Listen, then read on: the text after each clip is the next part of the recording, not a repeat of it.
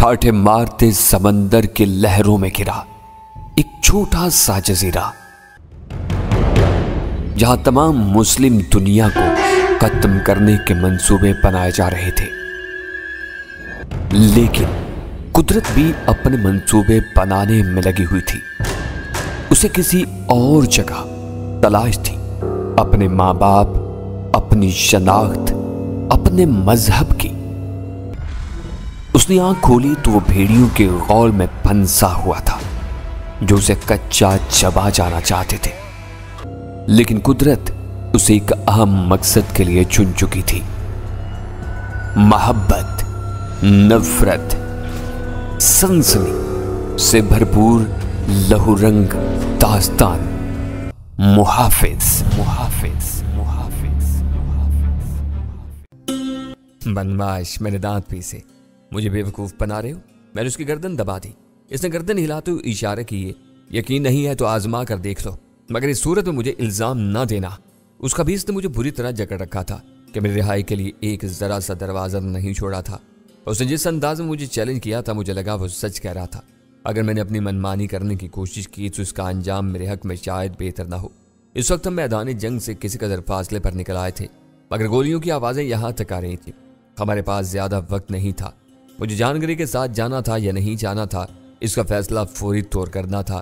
آخر میں نے گہری سانس لی اور اس کا ریوالور اس کی طرف بڑھا دیا۔ چاند گرے، اس بار بھی بازی تمہارے ہاتھ میں رہی، لیکن ایک وقت ایسا ضرور آئے گا جب میں فاتح رہوں گا۔ چاند گرے مسکرایا تو اس کے دانت نکل آئے۔ ممکن ہے، لیکن ساتھ ہی مجھے یقین بھی ہے کہ میں اپنا مقصد ضرور حاصل کر لوں گا اگر کر سکو تو۔ میں نے کہنا چاہا تھا کہ پاس سے کسی نے برش چلایا اور چاند گرے گھٹی گھٹی آواز نکالتا اس زمین پر گر گیا۔ گرا تو میں بھی تھا، لیکن اضطراری طور پر، ورنہ دائیں بائیں سے یہ برسٹ گزرا تھا، بس موجزانہ طور پر اس کی زد میں آنے سے محفوظ رہا تھا۔ مگر جان گرے کی آواز سن کر میرا دل تھک سے رہ گیا تھا۔ شاید گریلوں کا برسٹ اس بدبخت کو چاٹ گیا تھا اور اس کے مرتے ہی میرا کام بھی لازماً تمام ہو جاتا۔ موت توک کی طرح میرے گلے میں آویزاں تھی۔ میں نے اضطراری طور پر ہی پستول سے اس طرف فائر کر دیا جہاں سے برسٹ آیا تھا۔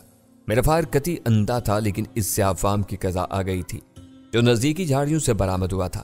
وہ چل کر واپس چھاڑی میں گرا اور چند کرمناک آوازیں نکال کر خاموش ہو گیا۔ میں جان گرے کی طرف لپکا۔ تم ٹھیک تو ہو نا؟ میں نے یوں بے تابی سے پوچھا جیسے اس میں میری جان اٹکی ہوئی ہو، اور یہ بات کسی قدر سچ بھی تھی۔ جان گرے دائیں ہاتھ سے بایاں شانہ تھامے اٹھنے کی کوشش کر رہا تھا۔ میں نے اس کا ہاتھ ہٹایا جو خون میں لتھڑا ہوا تھا۔ اس نے نحیف سی آواز میں کہا، شکر ہے گولی نے ہڈی نہیں توڑی۔ شانہ ادھیڑتی ہوئی نکل گئی۔ اسے زندہ پا کر میں نے خدا کا شکر ادا کیا۔ اسی لمحے ان جھاڑیوں کی طرف سے ہلچل کی آواز آنے لگی تھی۔ کوئی کسی اجنبی زبان میں چلایا۔ مارے جانے والے افریقی کے دوسرے ساتھی قریب تھے اور وہ لازماً مسلح بھی ہوتے، ہمیں دیکھتے ہی شوٹ کر دیتے۔ میں نے جان گرے کو سہارا دے کر اٹھایا، ہمت کرو، ہمیں کسی محفوظ مقام تک پہنچنا ہے، ساحل کی طرف چلو، وہاں کشتیاں ہیں، اس نے کراتے ہوئے کہا۔ مگر اس طرف کھلا میدان تھا، اگر ہم اس طرف جاتے تو لازماً جھاڑیوں سے برآمد ہونے والوں کی نظروں میں آ جاتے اور وہ ہمیں اس میدان میں ڈھیر کر دیتے۔ ان کا ایک ساتھی میرے ہاتھوں مارا گیا تھا، اس لیے ان سے کسی رحم کی امید فضول تھی۔ میں جان گرے کو گھسیٹتا ہوا درختوں میں جا گھسا اور اسی لمحے جھاڑیوں سے کئی مسلح فوجی برآمد ہوئے۔ ایک نے ہمیں دیکھ لیا اور اجلت میں برسٹ مارا۔ خوش قسمتی سے ساری گولیاں درختوں کے تنوں پر لگیں اور ہم بال بال بچے تھے۔ فوجی اپنی زبان میں چلا چلا کر ایک دوسرے کو ہمارا تعاقب کرنے کو کہہ رہے تھے۔ میں نے جان گرے کو آگے دھکیلا اور پلٹ کر تعاقب میں آنے والوں پر اپنی رائفل کا برسٹ مارا۔ میرا مقصد انہیں خبردار کرنا تھا تاکہ وہ پیچھے آنے کے معاملے میں محتاط رہیں۔ اس کارروائی کا خاطر خواہ اثر ہوا، وہ کھلے میں تھے، اس لیے فائرنگ سے بچنے کے لیے واپس بھاگے۔ جان گرے ایک درخت سے ٹیک لگائے بری طرح ہانپ رہا تھا۔ اس نے جیسی بے اعتدال زندگی گزاری تھی، اس کا پول اب کھل رہا تھا۔ شانے کا زخم معمولی سا تھا، لیکن وہ یوں کانپ رہا تھا جیسے آخری سانسوں پر ہو۔ شراب اور شباب کے معاملے میں اس نے اپنے بوڑھے جسم کو بڑی بے دردی سے استعمال کیا تھا۔ جیسے ہی وہ لوگ پسپا ہوئے، میں جان گرے کی طرف لپکا۔ اب بس یہاں سے نکل چلو، اس سے پہلے کہ وہ دوبارہ آ جائیں، ہم ساحل سے دور ہو جائیں گے۔ جان گرے بولا، اس طرف جانے کی صورت میں اور اس طرف گئے تو زندگی سے محروم ہو جائیں گے۔ تمہارے خیال میں کیا انہیں معلوم نہیں تھا کہ ہم کس طرف سے آئے ہیں؟ یقین کرو ان کے فوجی اب تک کشتیوں پر قبضہ کر چکے ہوں گے۔ تب ہم کہاں جائیں؟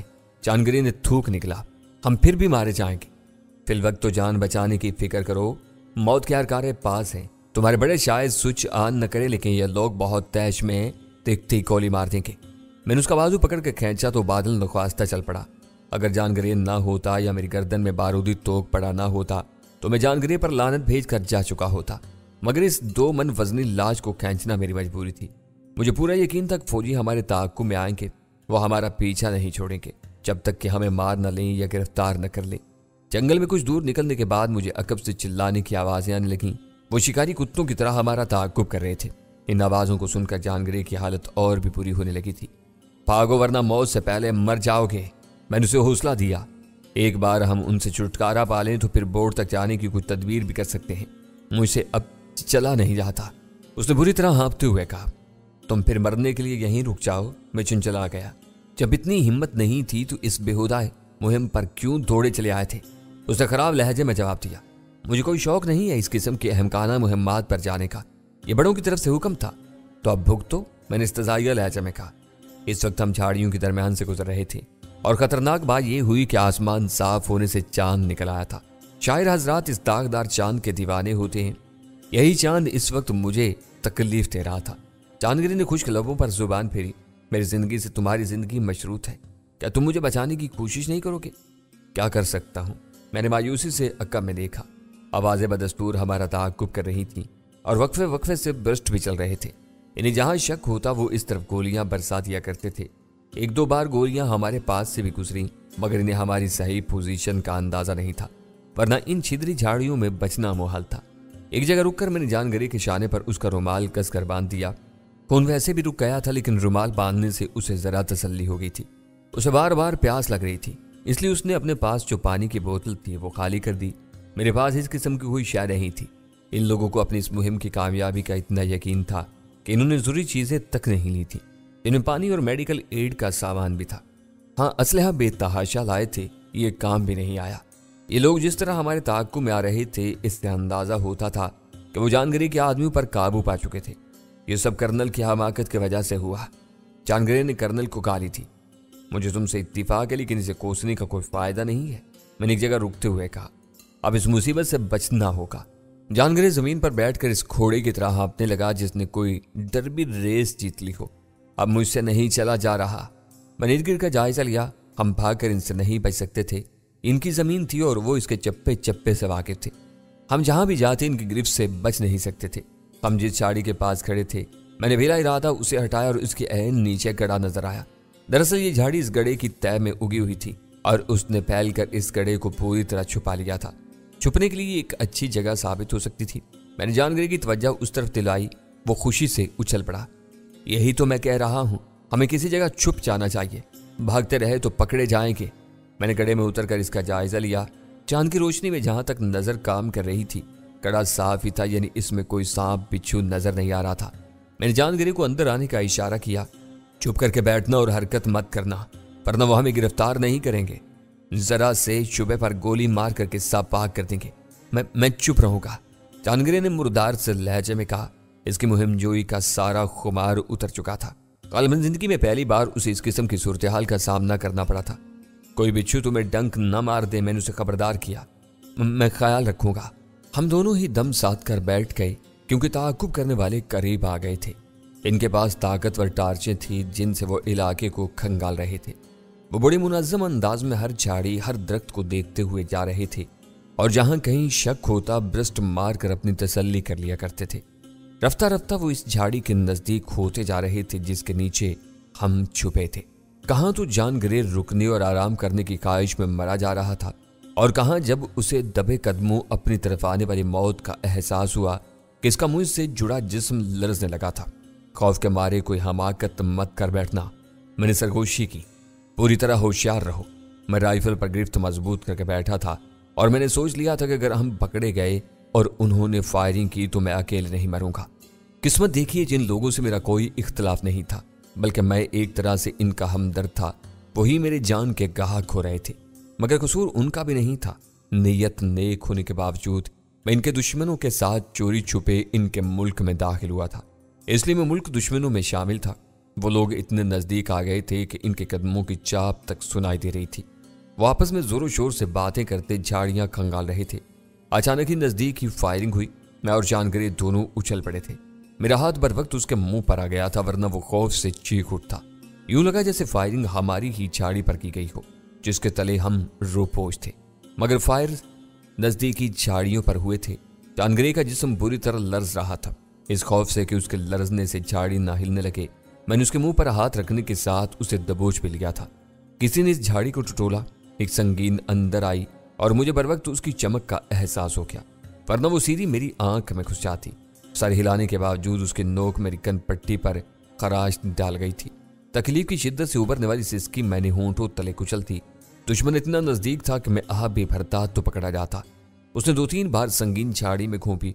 शुक्र है कि वो मेरे या जानगरे के जिस्म में नहीं उतरी। फिर उसने चिल्लाकर किसी से कुछ कहा और आगे बढ़ गया। मेरे मुंह से कब की रुकी हुई सांसें खारिज हुई थीं। जानगरे का लरजता जिस्म भी ढीला पड़ गया था। रफ्ता रफ्ता फौजियों के कदमों की आहट और इनके बोलने की आवाजें मादूम होने लगी। वो आगे बढ़ गए थे, मगर मैं फिल वक्त झाड़ी से निकलने या कोई ऐसी हरकत करने के मूड में नहीं था जिससे कोई खबरदार हो जाता। ऐन मुमकिन था फौजी आगे जाते हुए किसी को निगरानी के लिए यहाँ छूट गए हों, तो ये इनके जहन में भी होगा कि हम फरार के बजाय जंगल में कहीं छुप सकते हैं। एहतियात के तौर पर मैंने जानगरे के मुंह से हाथ भी नहीं हटाया था। मुमकिन था वो बोल उठता और हम मारे जाते। जानगरे कसमसाया, गालिबन वो सोचना चाहता था। चुप रहना, मैंने उसके कान में कहा और उसके मुंह से हाथ हटा लिया। मैं कानों की तमाम तर ताकत सर्व करके इर्द गिर्द कोई आहट सुनने की कोशिश कर रहा था जो जंगल की गूंजते आहंग से हट कर हो।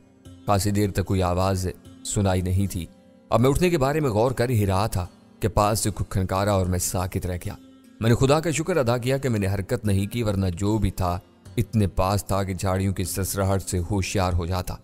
जानगरे फिर लर्ज कर रह गया था। मौत हमारे नजदीक थी। शुक्र है कि मैंने जानगरे को चुप रहने का हुक्म इतनी आहिस्तगी से दिया था कि सिर्फ मेरे कानों तक भी उसकी आवाज नहीं आई थी। खनकारने वाला झाड़ी से जरा फासले पर था, इसलिए मैं और जानगरे दोनों साकित हो गए। खनकारने के बाद उसने कोई आवाज नहीं निकाली थी। दूसरी तरफ मुझे खतरा था कि झाड़ी में रेंगने वाले कीड़े दस्त दराजी पर न उतर आए, कोई नाक में घुसने की कोशिश न करे या किसी ऐसी जगह न काट ले कि आदमी बेइख्तियार उछल पड़े। ज्यादा देर साकित रहना भी मुश्किल था। बस दिल ही दिल में मैं उसके दफा होने की यहाँ से दुआ कर रहा था, मगर खनकार के अलावा उसकी तरफ से मजीद कोई आवाज सुनाई नहीं दी थी। हम दम साधे पड़े रहे, जाने कितनी देर गुजर गई। मुझे ऐसा लग रहा था जैसे सदियां बीत गई हों और मैं इस पोजीशन में बैठे बैठे मुंजमद हो गया हूं। इतनी अजियतनाक घड़ियां मैंने पूरी जिंदगी में शायद ही गुजारी होगी। मुझसे ज्यादा जानगरे ने इस्तकामत दिखाई, वरना उसकी तरफ से मुझे हर लम्हे ही खतरा लगा रहा था कि अब उसकी हिम्मत जवाब दे जाएगी। जंगल के मखसूस शोर जिसमें छींगड़ों का नाइट म्यूजिक नुमाया था, जब इस आदमी की तरफ से अगली आवाज आई तो मैं और जानगरे इस तरह तौर पर हिल कर रह गए थे। हालांकि उसने बेहद धीमी आवाज में से कोई बात की थी। जवाब में खास रेडियाई आहंग सुनाई दिया जिसमें इंसानी आवाज को साफ महसूस किया जा सकता था। वो किसी से रेडियो पर बात कर रहा था। फिर वो बात करते हुए झाड़ी से दूर जाने लगा।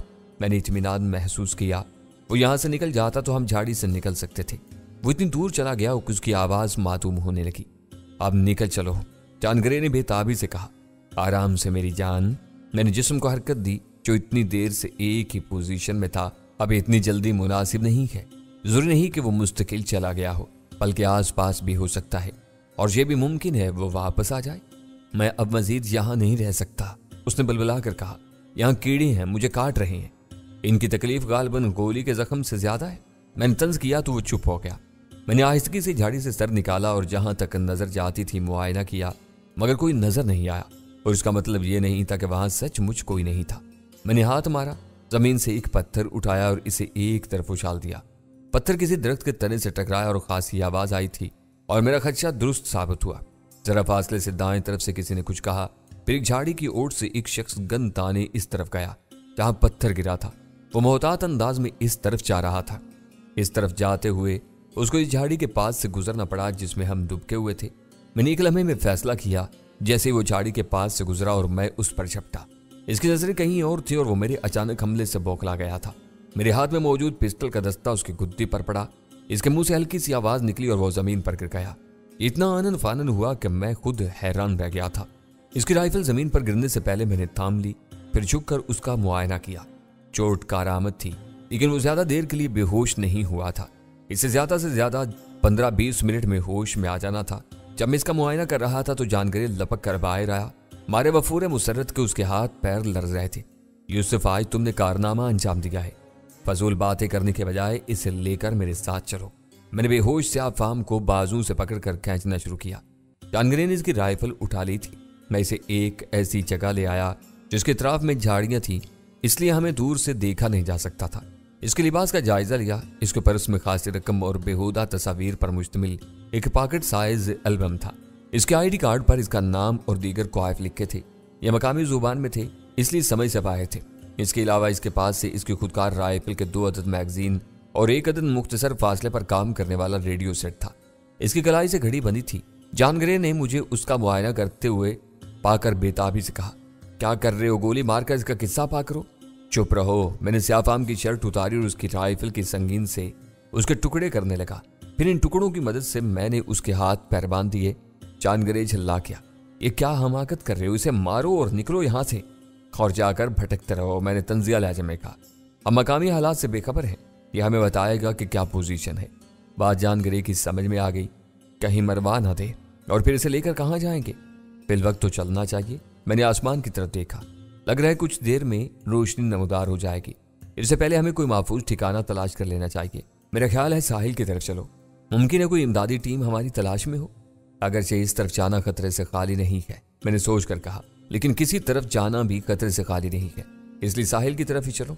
रात भर की भाग दौड़ और फिर आसाबी कशीदगी असर दिखा रही थी और जिस्म आराम तलब कर रहा था, मगर आराम का मौका नहीं था। मैंने कोई 100 किलोग्राम वजनी स्याफाम को अपने कंधे पर लादा। जानगरे ने उसकी और मेरी राइफल थामी और हम कुतुब नुमा की मदद से साहिल की तरफ जाने लगे। जानगरे रहनुमाई कर रहा था और इसका बस नहीं चल रहा था कि किसी तरह उड़कर साहिल तक बल्कि अपनी कश्ती तक जा पहुंचे। वो बार बार मुझसे तेज चलने को कह रहा था। एक बार मैंने झुंझला कर कह दिया, तुम ये 4 मन की लाश उठाओ, मैं तेज चल लेता हूँ। मैंने पहले भी कहा था इसे फेंको और यहाँ से निकलने की फिक्र करो। उसने बेदर्दी से जवाब दिया, ये शख्स बहुत कीमती है, मैं तुम्हें छोड़ सकता हूँ, इसे नहीं। यही तो हमें यहाँ से निकलने का रास्ता दिखाएगा। इस वक्त हम नारियल के एक झुंड से गुजर रहे थे। मेरी नजर जमीन पर पड़े नारियल पर पड़ी तो मेरे मुंह से कुलकारी निकल गई थी। मैंने स्याफाम को जमीन पर डाला और लपक कर एक नारियल उठाया और राइफल की संगीन से इसे छीलने लगा। गुज़िश्ता 7-8 घंटे से मुझे पीने के लिए पानी का एक कतरा भी नहीं मिला था। ऊपर से भाग दौड़ और जिंदगी मौत के आसाब शिकन आंख मचोली। मुझे शिद्दत से प्यास लग रही थी। नारियल देखकर जानगरे की बाछें भी खिल गई थी। मैंने नारियल में सुराख करके इसका पानी पिया। लगा जैसे गले से जिंदगी उतर गई हो। इस वक्त मुझे सही से अंदाजा हुआ कि मैं कितना प्यासा था। कई नारियल तोड़कर इनका पानी पिया तो हवा सर ठिकाने आए। पानी पीकर जानगरे ने नारियल का छिलका उतार कर इसका गोदा निकालना शुरू कर दिया। मुझे भूख नहीं लग रही थी, लेकिन ये सोच कर कि अब न जाने कब खाने को मिले, मैंने भी नारियल का गोदा खाया।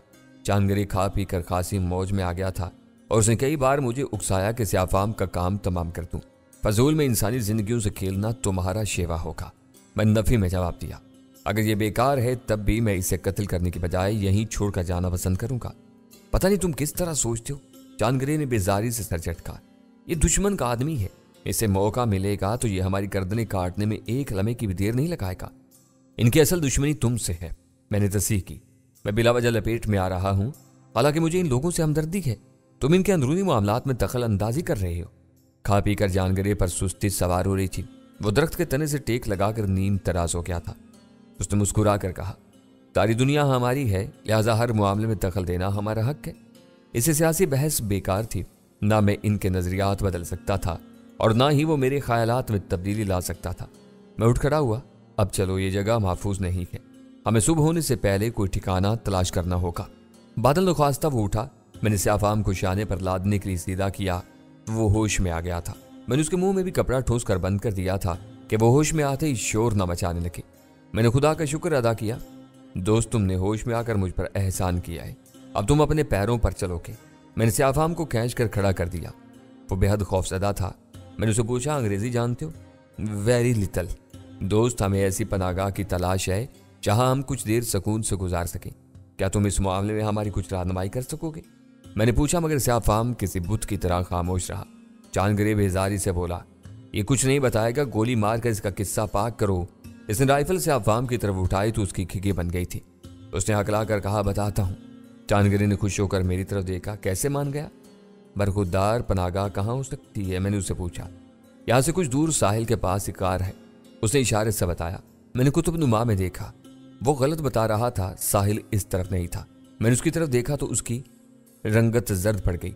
वो समझ गया कि मैंने उसका झूठ पकड़ लिया है। जानगरे भी भाप गया। इसने दोबारा राइफल उठाई। ये काले की औलाद नहीं मानेगा, मैं इसे गोली मार रहा हूं। जरूर मारो, इसने मौका गवा दिया है, मैंने सर्द लहजे में जवाब दिया। प्लीज, सयाफाम ने इल्तिजा की, मैं अब ठीक बताऊंगा। याद रखना कि कोई धोखा हुआ तो तुम हमें फंसते देखने के लिए जिंदा नहीं रहोगे। मैंने उसे खबरदार किया तो वो नामालूम देवताओं की कसमें खाने लगा कि वो अब झूठ नहीं बोलेगा और धोखा भी नहीं देगा। क्या ख्याल है? मैंने जानगरे की तरफ देखा। इसने धोखा दिया तो मैं 1 सेकंड में इसे गोली मार दूंगा। जानगरे ने भी यीशु मसीह की कसम खाई। मैंने दोबारा से अवाम के मुंह में कपड़ा ठोस दिया। मुमकिन है रास्ते में कहीं मकामी फौजियों से सामना हो जाए तो वे इन्हें मुतवज्जा करने की कोशिश न करे। नारियल के इस झुंड से निकले तो सामने घास का वसीम मैदान था। वो घास मेरे कद से जरा ही कम था। ये घास इस रात की तारीकी में हमें तहफ्फुज़ दे सकती थी। सुबह की रोशनी शर्की उफक पर नमोदार होना शुरू हो गई थी। मुश्किल से निस्फ घंटे में तारीकी उजाले में बदल जाती। इससे पहले हमारा इस पनागाह तक पहुंचना जरूरी था। सयाफाम सबसे आगे था, इसके पीछे जानगरे था और सबसे पीछे मैं था। वक्फे वक्फे से मैं अकम में भी नजर डालता जा रहा था। जानगरे उसे वक्फे वक्फे से उसकी राइफल ही से संगीन चब होकर उसे तेज चलने पर मजबूर कर रहा था। घास के इस मैदान के बाद ऊंचे नीचे टीले थे जिन पर सब्जा था, झाड़ियां उगी हुई थीं। इन टीलों तक पहुंचकर मैंने सुकून का सांस लिया, वरना हर लम्हे यही धड़का लगा रहता था कि अगर कोई इस इलाके की निगरानी कर रहा है और हमें देख लेता है तो यहाँ बचने के लिए कोई पनागाह भी नहीं थी। टीलों तक पहुंचकर मैंने सयाफाम को रोक लिया और उससे पूछा, अब तुम्हारा सेफ गार कहाँ और कितना दूर है? 1-1.5 किलोमीटर दूर है।